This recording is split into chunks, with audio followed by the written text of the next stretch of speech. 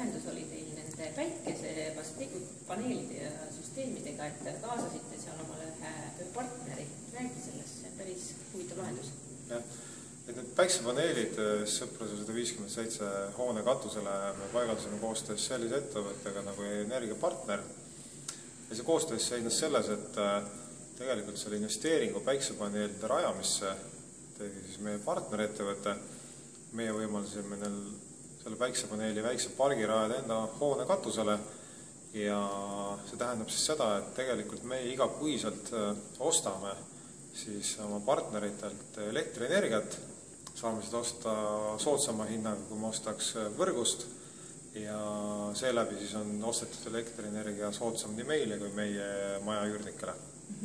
Et see päikesepaneelide kaudu sain õigesti aru, saate 5% energiatarbimises praegu? Jah, ligikaudu 5% kogu hoones tarbitavast elektrienergiast tuleb siis nagu päikesepaneelidest.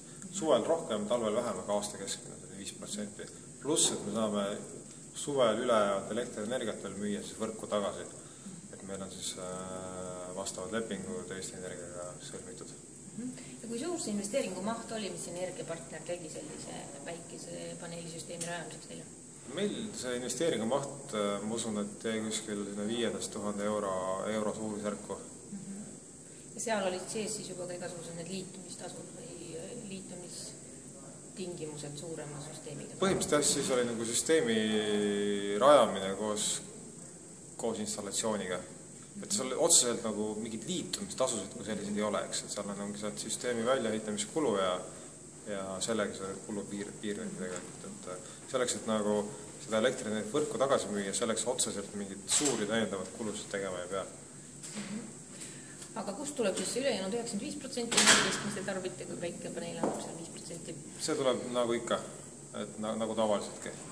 Et kas börsipaketiga või mõne muu paketi alusel. Ja on see ennast nagu ära tasunud selline süsteem? Millal see võiks ennast ära tasuda? Seda süsteemi tasuvust tegelikult meie ei hindagi, meie kui hoone arendajad, omanikud. Et see tasuvusaeg kui selline ei ole meie jaoks oluline.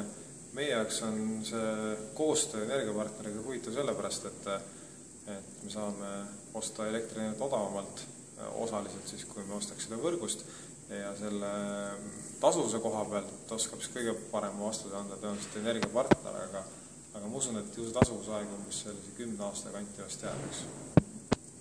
Aitäh!